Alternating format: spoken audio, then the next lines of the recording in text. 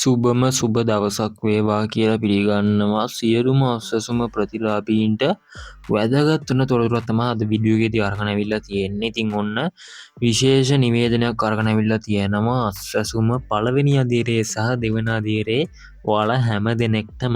ඉතින් වීඩියෝ එක අවසානයේ තෙක් රැඳී සිටින්න පොඩ්ඩක්වත් ස්කිප් කරන්න එපා. ඒ කියන්නේ යවන්න එපා. මොකද ඔයාලට වැදගත් වන තොරතුරු කිහිපයක් තමයි අරගෙන අවිල්ලා තියෙන්නේ. අප්‍රේල් මාසයේ අස්වැසුම මුදල් සම්බන්ධයෙන් තමයි මෙන්න මේ තොරතුරු අරගෙන අවිල්ලා තියෙන්නේ. ඉතින් ඔන්න කලින් මාසවල තොරතුරු අරගෙන ආවා. ඒ තොරතුරුත් හරි වුණා. ඉතින් ඔන්න මේ මාසෙත් ඔන්න තොරතුරු අරගෙන අවිල්ලා තියෙනවා.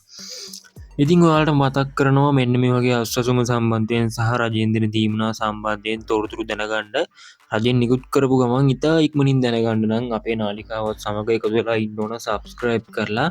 ඒකට කරන්න තියෙන්නේ මේ වීඩියෝ එක පල්ලෙහා පේන සබ්ස්ක්‍රයිබ් කියන බටන් එක ක්ලික් කරලා ඊට පැත්තේ මතුවෙන බෙල් එකන එක ටච් කරලා අපේ නාලිකාවත් එක්ක දිගටම එකතු වෙලා ඉන්න.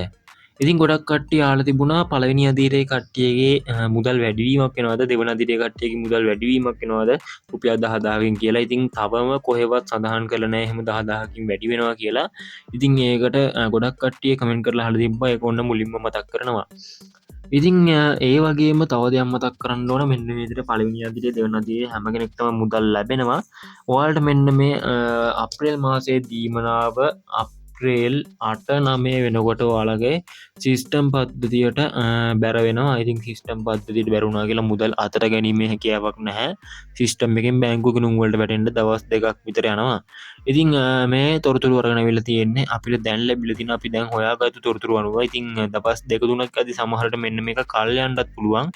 මොකද කියනවා නම් මෙන්න මේ අස්වැසුම කියන්නේ විටින් විට වෙනස් වෙන දෙයක්. කලින් අවුරුද්ද කියන්නේ 2025 වර්ෂයේ මාසක දෙකක වගේ මුදල් පරක් වුණා අස්වැසුම සභාපති ලේකම්වරු එයාලගේ පත්වීමෙන් ඉවත් වුණ හින්දා. ඉතින් ඒකත් මුලින්ම මතක් කරනවා. ඉතින් සබ්ස්ක්‍රයිබ් කරලා එකතුලා ඉන්න අපි අලුත් තොරතුරක් දැනගත්තු ගමන් ඔයාලව දැනුවත් කරන්නම්. එහෙනම් ඉතින් ඔයගොල්ලන්ට සුබම සුබ දවසක්.